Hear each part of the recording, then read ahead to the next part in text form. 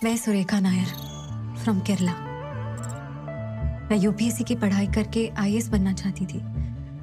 अपने देश के लिए कुछ करना चाहती थी। मेरा नाम नेहा संत है। मध्य प्रदेश से बिलोंग करती हूँ। मैं जैवलिन थ्रो में नेशनल गोल्ड जीतना चाहती थी।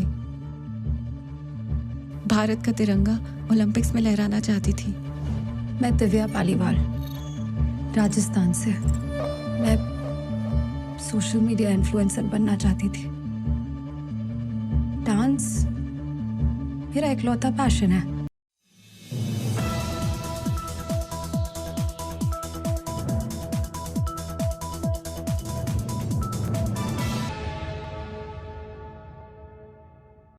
कुछ फिल्मों का ट्रेलर सिर्फ कहानी बताने के लिए नहीं बल्कि सोच बदलने के लिए बनाया जाता है। द केरला स्टोरी 2 का नया ट्रेलर ठीक ऐसा ही दिख रहा है।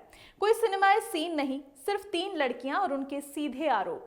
ये सिर्फ दृश्य नहीं, एक संदेश है। और सवाल उठता है, क्या ये फिल्म है या ट्रेलर के नाम पर तैयार किया गया एक तय एजेंडा। नमस्कार, आप देख रहे हैं एनबीसी भारत और आपके साथ मैं हूं अलीना खान। 27 फरवरी को रिलीज होने जा रही है द फिल्म केरला स्टोरी 2 का ट्रेलर सामने आते ही देश भर में एक बार फिर वही पुरानी बहस जिंदा हो गई है। क्या सिनेमा सच दिखा रहा है या सिर्फ सच के नाम पर एक तय एजेंडा परोसा जा रहा है। जिस वीडियो को ट्रेलर कहा जा रहा है उसमें ना तो फिल्म की कहानी दिखाई गई, ना कोई सिनेमाई सीन दिखाया गया, ना सिनेमैटिक सीन्स दिखाए गए और ना ही कोई घटना दिखाई गई। पूरे ट्रेलर में सिर्फ 3 लड़कियां कैमरे के सामने बैठकर ये कहती नजर आती हैं कि कैसे उन्हें हिंदू से मुसलमान बनाया गया, बस इतना ही। आमतौर पर ट्रेलर का मकसद दर्शकों को फिल्म की दुनिया से परिचित कराना होता है, लेकिन यहाँ दर्शकों को कहानी नहीं, सीधा एक नैरेटिव पर विश्वास करने को कहा जा रहा है। ना कोई बैकग्राउंड दिखाया गया, ना ये बताया गया कि घटना कब, कहां और कैसे हुई। बस सवाल उठा दिए गए।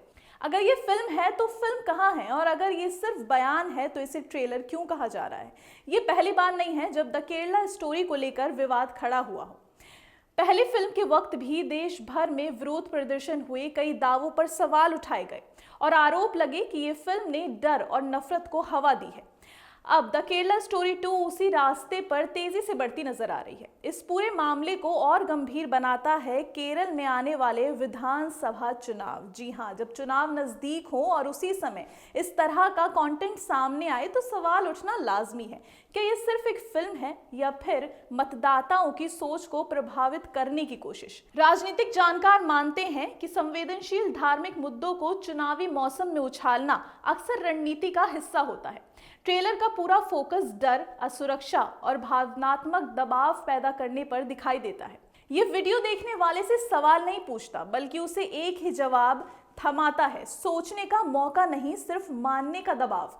यही वजह है कि कई लोग इसे ट्रेलर के नाम पर प्रोपेगेंडा कह रहे हैं। सोशल मीडिया पर बड़ी संख्या में लोग ये सवाल उठा रहे हैं कि अगर फिल्म में सच्चाई है तो उसे कहानी, किरदार, रिसर्च के साथ क्यों नहीं दिखाया गया। कई यूजर्स का कहना है कि आधी जानकारी अधूरी सच्चाई से भी ज्यादा खतरनाक होती है।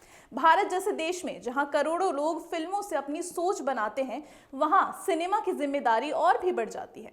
धार्मिक मुद्दों पर बनी फिल्म अगर बिना संतुलन और तथ्य के पेश की जाए तो वो समाज को जोड़ने की बजाय तोड़ने का काम करती हैं। द केरला स्टोरी 2 का ट्रेलर ये सवाल मजबूती से खड़ा करता है कि क्या ये सिनेमा प्रयास है या फिर सिनेमा के जरिए विचारधारा थोपने की कोशिश। क्या दर्शकों को कहानी देखने का हक नहीं है? क्या सवाल पूछना अब गलत हो गया है? फिल्म 27 फरवरी को रिलीज होगी, लेकिन उससे पहले ही ये ट्रेलर कई जरूरी सवाल छोड़ता है। सवाल धर्म का नहीं, सवाल सच्चाई का है। सवाल फिल्म का नहीं, सवाल लोकतंत्र और सोच की आजादी का है। क्योंकि जब ट्रेलर ही डर पर टिका हो तो फिल्म से उम्मीद करना और भी ज्यादा जरूरी हो जाता है।